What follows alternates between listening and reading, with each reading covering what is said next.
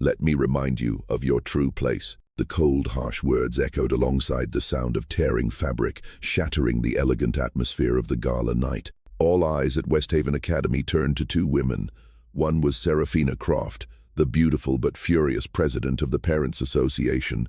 The other was Chloe Evans, a janitor, frozen in place with a long, jagged tear across the front of her chest. The rip in her cheap uniform was not just an accident, but the culmination of months of contempt and humiliation. It was the final straw, the start of a storm that would sweep through the fake world of the elite, expose the truth, and change everything forever. To understand why a tear could hold such weight, we must go back to the beginning. Westhaven Private Academy was a kingdom unto itself. Enclosed by ancient stone walls and elaborate wrought iron gates, it was completely separated from the outside world. Inside, the air smelled of old oak, expensive paper, and the delicate perfume of the students. The marble-tiled hallways were so cool and shiny that Chloe Evans could see her faint reflection as she pushed her cleaning cart. Sunlight streamed through giant stained glass windows, painting magnificent streaks of light on the floor, as if bestowing a blessing upon the children born with silver spoons in their mouths. And in that world, two-year-old Chloe Evans was a faint presence. After 6 months of working there, Chloe knew the unwritten rules by heart, the most important of which was, be invisible.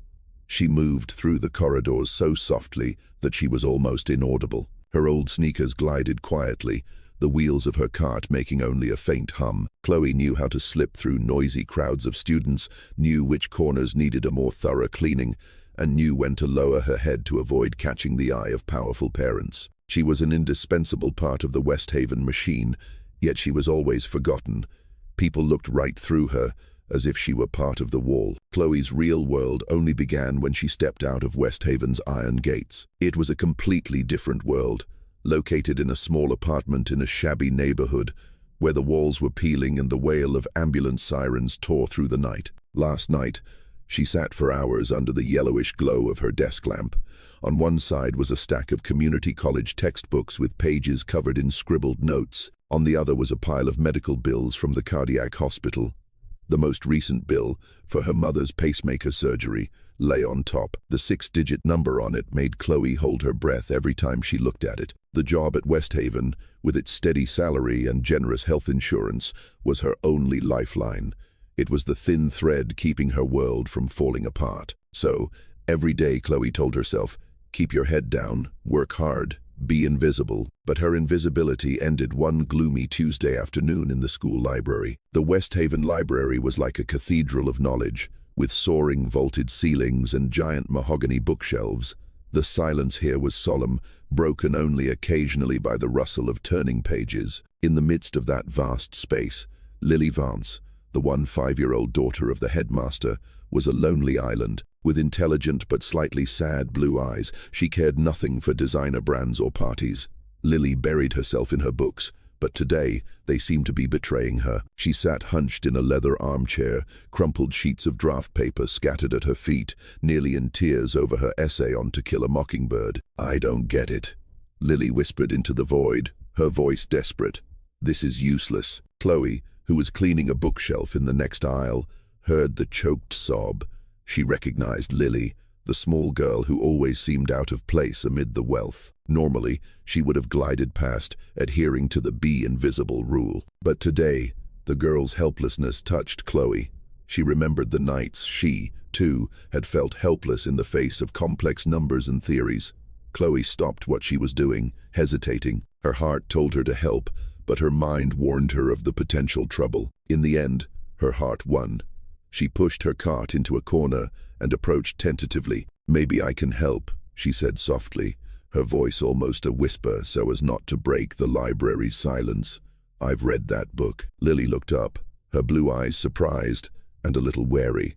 A janitor had read this book? Chloe smiled, a warm and slightly shy smile that melted the girl's defenses. You never really understand a person until you consider things from his point of view, until you climb into his skin and walk around in it. She quoted the line accurately, without stumbling. Lily blinked, completely taken aback. You remember that? It's one of my favorites, Chloe confessed. So, Where are you stuck? That afternoon, the janitor sat on the edge of the armchair, explaining courage, empathy, and prejudice to the lonely princess. Chloe didn't just explain, she asked thought-provoking questions. Do you think Boo Radley was truly scary, or were people just afraid of what they didn't understand? Lily began to answer, at first haltingly, then with growing animation. For the first time, someone was talking to her like an adult, a friend, instead of just the headmaster's daughter. Their friendship began that way, in the silence of the library, becoming a warm secret, a peaceful oasis in the stressful world of both their lives. Chloe's special existence wasn't only noticed by Lily. A week later, Headmaster Alistair Vance invited her into his office. It was a formal room, but Alistair had a warm gaze and a kind smile. "Thank you, Miss Evans. Your honesty in returning that wallet was very much appreciated," he said. But then he didn't let her go immediately. His gaze fell on the psychology textbook Chloe was carrying under her arm. "I see you often read during your breaks. Are you a student?" "Yes, sir. I'm at community college.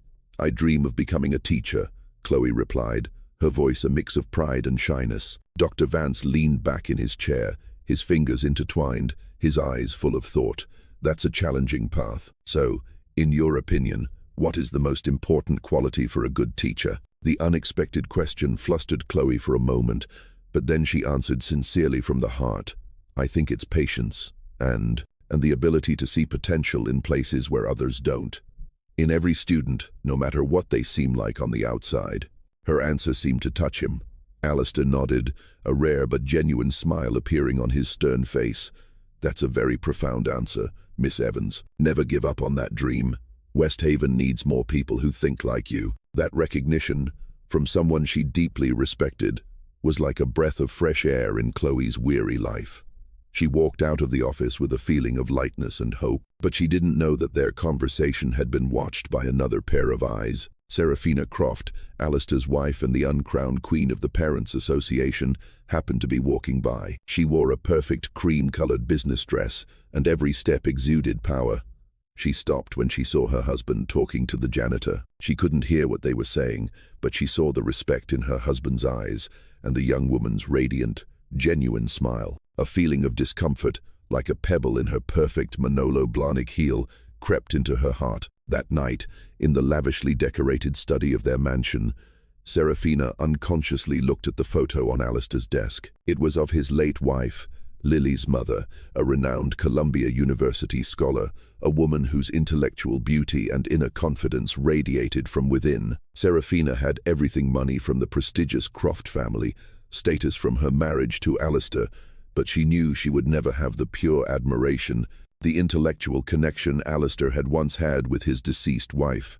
She had always felt like a beautiful ornament, a perfect social partner, but not a soulmate. And now, he seemed to be giving a piece of that admiration to someone unworthy, someone who didn't even exist in her world. A shadow of insecurity and jealousy flickered across Seraphina's perfectly made-up face.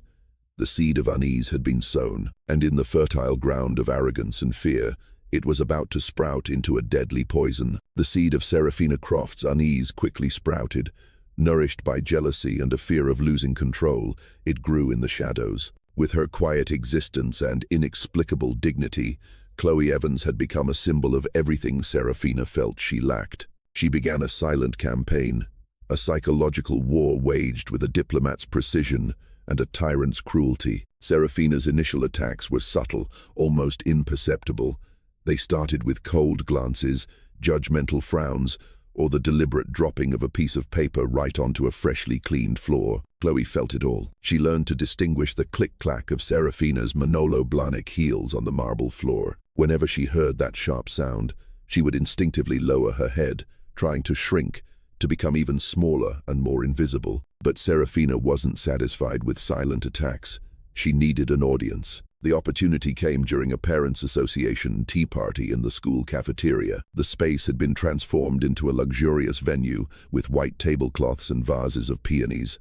Amid the laughter and clinking of teacups, Seraphina, playing the perfect hostess, was telling a charming joke. When she saw Chloe cleaning in a corner of the room, an idea sparked in her mind. She accidentally spilled a glass of deep red cranberry juice onto the pristine white marble floor. The puddle spread like a stain of blood. "Oh, what a mess," Seraphina exclaimed dramatically, drawing all eyes. Instead of showing remorse, she snapped her fingers and gestured toward the crimson puddle. "Evans, come clean this up. Hurry. This cheap smell is bothering me." Seraphina's words were aimed at the juice, but everyone in the room understood their real meaning. The atmosphere became awkward. A few mothers deliberately looked away, while others, those closer to Seraphina, giggled with amusement. From a corner of the room, Headmaster Alistair, who was chatting with a donor, saw it all. He frowned, his hand tightening around his teacup. A wave of disappointment and anger rose within him, but he quickly suppressed it. Creating a scene now would only make things worse. He told himself it was just a bad day for Seraphina and had learned to ignore his wife's petty behavior to maintain peace. Chloe silently put down her mop, grabbed a rag and a bucket of water, and knelt on the floor. Her face was expressionless, but inside, her cheeks burned as if she had been slapped. She felt dozens of pairs of eyes on her back, some pitying, others contemptuous. She focused only on cleaning the stain, telling herself that her dignity was not in the job she did, but in how she did it. The public attacks became more and more blatant, as if Seraphina were testing Chloe's limits. After an academic awards ceremony, when Lily smiled brightly at Chloe from the end of the hall, Seraphina didn't miss her chance. She deliberately spoke loudly to her powerful group of friends as she saw Chloe pushing her cart past them. "It's so concerning," Seraphina said, her voice honeyed but barbed, as she fanned herself with a paper fan. "Some people should remember that no matter how friendly they are still hired help. Boundaries need to be respected, or things get very messy. It's like letting a stray dog into the living room, you know." A few chuckles rippled through her group of friends. Chloe lowered her head, pushing her cart faster, the sound of the wheels the only thing masking the frantic beat of her heart. She felt hurt, but she couldn't react. She couldn't lose this job, couldn't lose the health insurance for her mother. The first direct confrontation happened in the small, damp staff changing room. Seraphina was waiting there, leaning against a row of metal lockers, her arms crossed. She had just seen Lily give Chloe an old but still beautiful scarf. "What do you think you're doing?" Seraphina hissed, her voice low. She took a step closer, forcing Chloe back against the cold wall. The smell of Seraphina's expensive perfume enveloped her, making her feel suffocated. Luring her in, "Do you want money or something else?" Seraphina continued.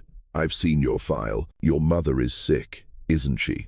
Is that why? Trying to worm your way into this family?" Each of Seraphina's words was like a dagger to Chloe's self-esteem. "I'm warning you, stay away from my family, especially Lily. People like you don't belong here. Know your place." Just then, the door burst open. Lily appeared, her face flushed from running. She had secretly followed her stepmother, sensing something was wrong. "Stop it, Mom," she cried out, using the familiar term for the first time but with a challenging tone. Lily, though small, bravely stood between her stepmother and Chloe, her arms spread out like a mother bird protecting her young. She looked Seraphina straight in the eye, without an ounce of fear. "Chloe is my friend. You're the one who needs to know her place." Seraphina was stunned, as if she had been hit by an invisible slap. Her absolute control had just been shattered by a child. The anger in her eyes turned into a cold hatred aimed at Chloe, whom she believed had incited, had poisoned the girl with rebellious thoughts. That night, pressure came from another direction. Seraphina received a phone call from her mother. The older woman's voice on the other end was cold and imperious, with no warmth. "Seraphina, I heard you had a little argument at the school. Is it true? Do you know the Wentworths have a child there too? You must always remember what you represent. The Croft family name is not a thing to be trifled with. Don't disappoint me." After hanging up, Seraphina stared at her reflection in the mirror.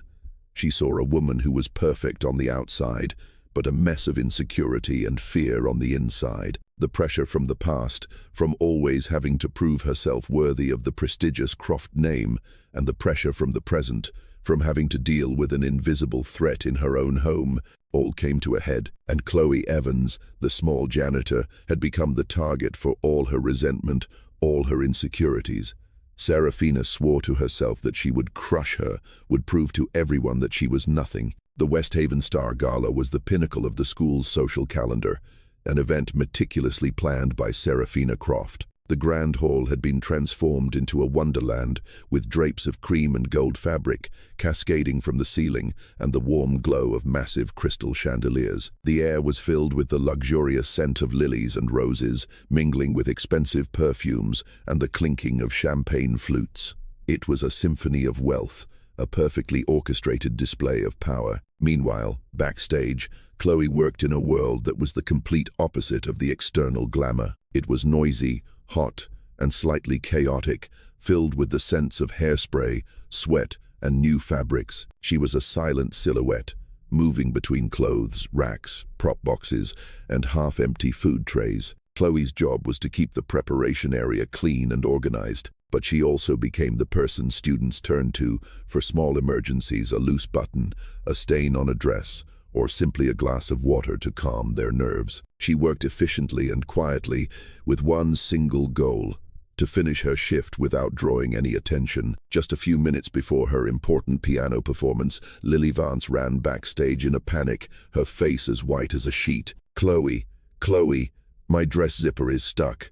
I can't pull it up," she whispered, her voice full of panic, tears starting to well up in her eyes. Her beautiful sky blue gown was betraying her, the stubborn metal zipper stuck halfway up her back. A mother helping her own daughter adjust her outfit nearby glanced over and sighed. "That's it, sweetie. You'll have to change dresses." But there was no other dress to change into. While others panicked, Chloe remained calm. She gently led Lily into a secluded corner behind a velvet curtain, her voice a soothing balm. "It's okay. You'll do great. Take a deep breath." From her small hip pouch, she took out a mini repair kit. With a few small tools, a needle, thread, and a bit of beeswax, her hands expertly handled the problem. She didn't just fix the dress.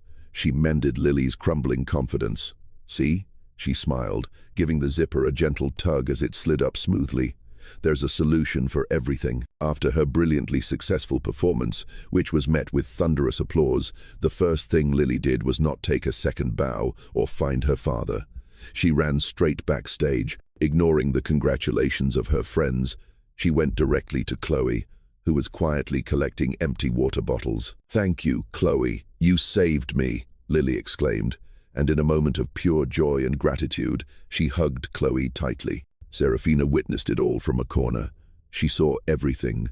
She saw Lily's panic, the indifference of the others, and the janitor's calm efficiency. And now, she saw her stepdaughter hugging that person, a hug full of trust and affection, right in the middle of her night. In Seraphina's eyes, this wasn't a moment of innocent friendship, it was an invasion. It was a bitter reminder of her own failure to connect with Lily. It was a visual of the janitor taking her place, not just in Alistair's eyes, but now in the child's heart. The smoldering flame of jealousy flared into a raging fire, consuming all reason, all the pressure from her mother, all the insecurity about the deceased wife, all the pent-up resentment finally found an outlet. She strode forward, her high heels tapping sharp, cold beats on the floor like a countdown to disaster. "Bravo. What a perfect little drama," she said, her voice dripping with icy sarcasm. She pulled the two girls apart with a harsh shove, making Chloe stumble. "Who do you think you are to touch my stepdaughter?" "Mrs. Croft, I was just helping her." Chloe backed away, her voice trembling, trying to explain. "Be silent," Seraphina screamed, finally shedding her mask of elegance. Her voice echoed throughout the backstage area, making all conversation cease. All eyes turned to them. "Do you think you belong here? Do you think you can worm your way into our world with these cheap tricks? Let me remind you of your true place." And then, in front of dozens of stunned eyes of students, parents, and staff backstage, Seraphina grabbed the collar of Chloe's uniform. She didn't just grab, she tightened her long, manicured fingers into the rough fabric. "Rit!"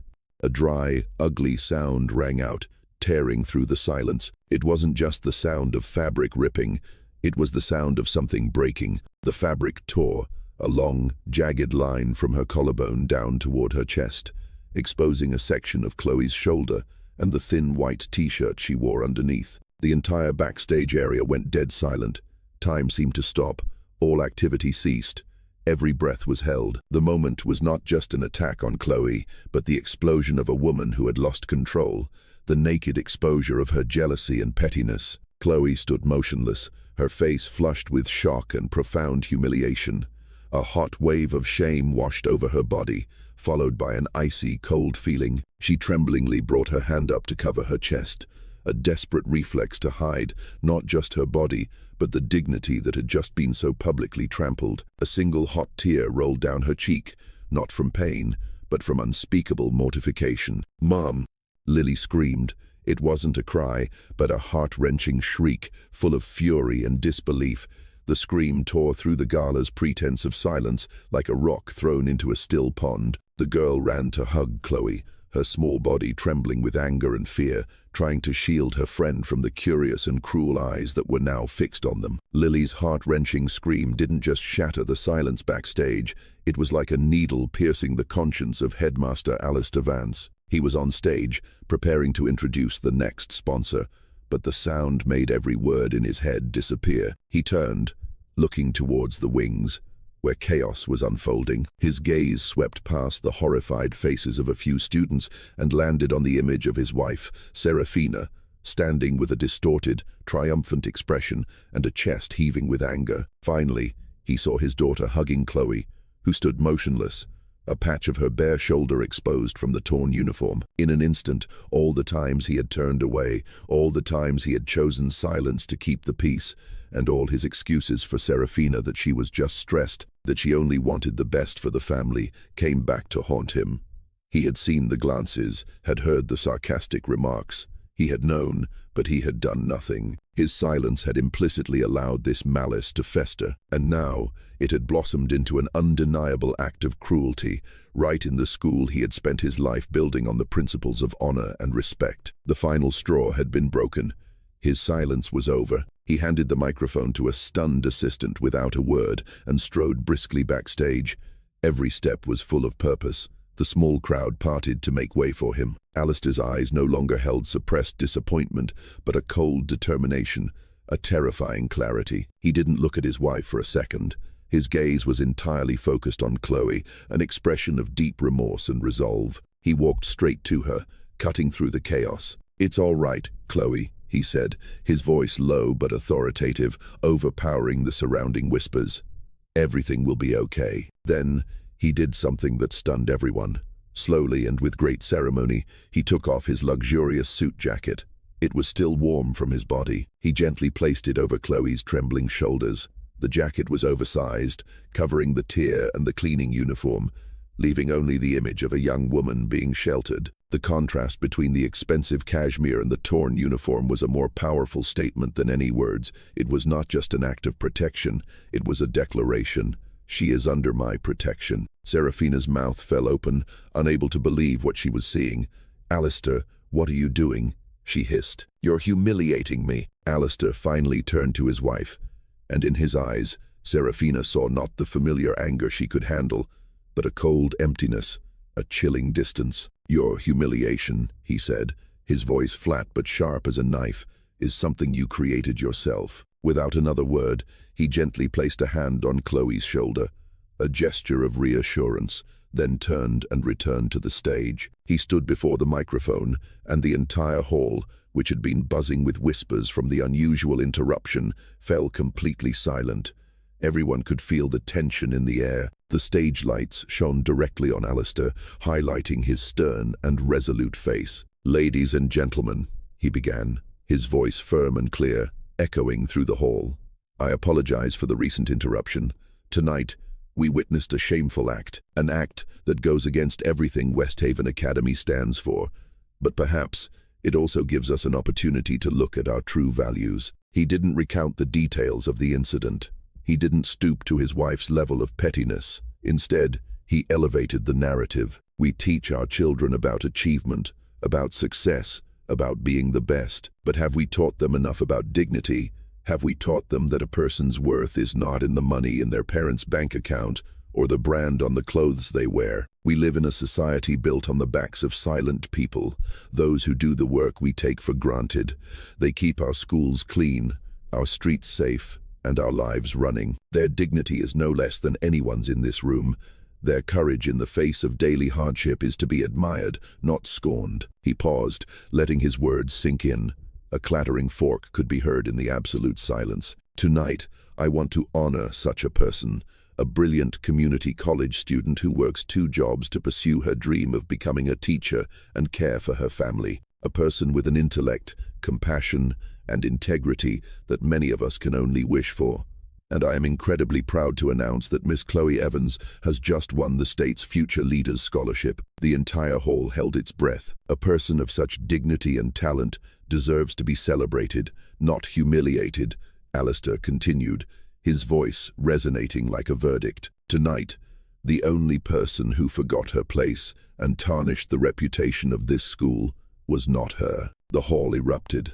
A round of applause began, at first hesitant from a few people, then spreading into a resounding and heartfelt wave of support. It was not just for Chloe, who stood in the wings, tears streaming down her face, but this time they were tears of gratitude and relief. It was also for Alistair, for his courage in standing up for what was right, and for the truth that had just been exposed. Seraphina, who had discreetly walked out from backstage to witness the reaction, stood frozen at the entrance.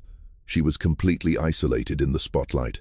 The applause was like invisible slaps across her face. The eyes of everyone she had spent her life trying to impress were no longer filled with admiration, but with contempt and disappointment. For the first time in her life, her power, her money, and the prestigious Croft name could not save her from the consequences of her own actions. Her perfect facade had shattered completely. The storm named Seraphina Croft subsided as quickly as it had risen.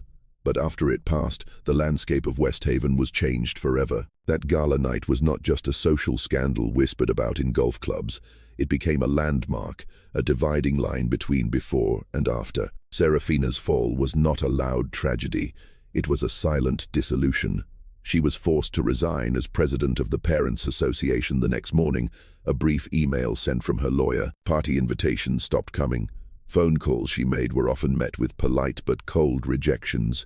The world she had spent her life ruling had now closed its doors on her. Her marriage to Alistair also ended quietly, without dramatic arguments, just an irreparable distance.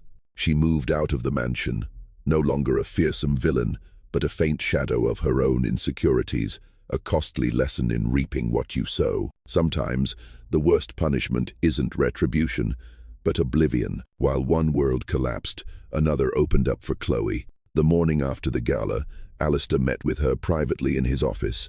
His suit jacket was still neatly folded by her.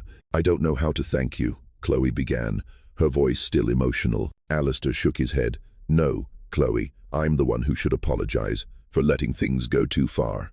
My silence was part of the problem." He looked her directly in the eye, and this time, she saw not just a headmaster, but a person. "But Westhaven owes you a debt, and I intend to pay it." In addition to the state scholarship, Alistair used his authority as headmaster to award Chloe a supplemental full scholarship from the school's fund, enough to cover all her living and academic expenses. More importantly, he invited her to be a part-time teaching assistant in the school's English department. "We need teachers like you, Chloe," he said. "People who understand the value of hard work and compassion." For the first time in years, the huge financial burden on Chloe's shoulders was lifted.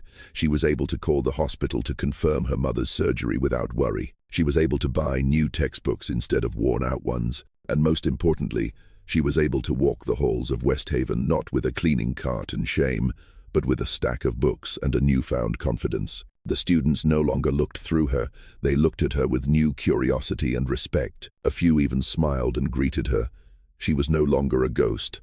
She had become a part of Westhaven. To ensure the lesson of that night was not forgotten, Alistair established a new scholarship fund called the Unseen Scholarship. The fund, supported by a generous anonymous donation, which everyone suspected was from him, was specifically for supporting the school's service staff and their children with educational opportunities. This action created a positive ripple effect, changing the long-standing class prejudice at Westhaven.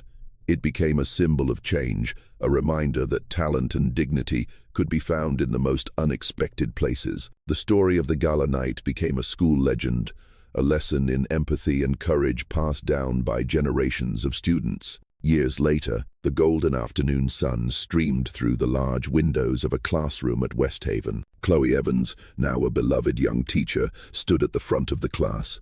She wore a simple yet elegant business outfit, her hair neatly tied back, revealing an intelligent forehead. Her demeanor exuded confidence, warmth, and a deep understanding. Her classroom was filled with laughter and lively debates, a place where students from all backgrounds felt welcomed and heard. The final bell rang. After the students had rushed out, a familiar figure appeared at the door. Lily, now a beautiful young woman, a second-year law student at Columbia University, had come to visit her. She still had her intelligent blue eyes and a radiant smile. "I thought I'd never get to sit in one of your classes," Lily said, teasingly. "You missed the best part," Chloe replied with a laugh. "Today, we just finished analyzing Atticus Finch." They walked out to the school grounds together, where students were playing sports, reading under trees, or simply chatting. The scene was peaceful and diverse, a far cry from the unspoken class divide of years past. "You changed this place, Chloe," Lily said, her voice turning serious, full of sincerity. "You really did." Chloe stopped, looking out at the school grounds, where the late afternoon sun was turning everything to gold. She shook her head gently. "No, we did it together. That night didn't just change my life. It changed everyone. It reminded people of something they had forgotten, a person's true worth." They shared a knowing smile, one built on the foundation of a friendship that had weathered the storm. Lily looped her arm through her friends, her sisters, her mentors. The camera slowly zoomed in on Chloe's face. Her expression was radiant and steadfast, and in her hazel eyes was the reflection of a better world, a world she had helped create. She was living proof of an unchanging truth. A uniform can be torn, but dignity can never be.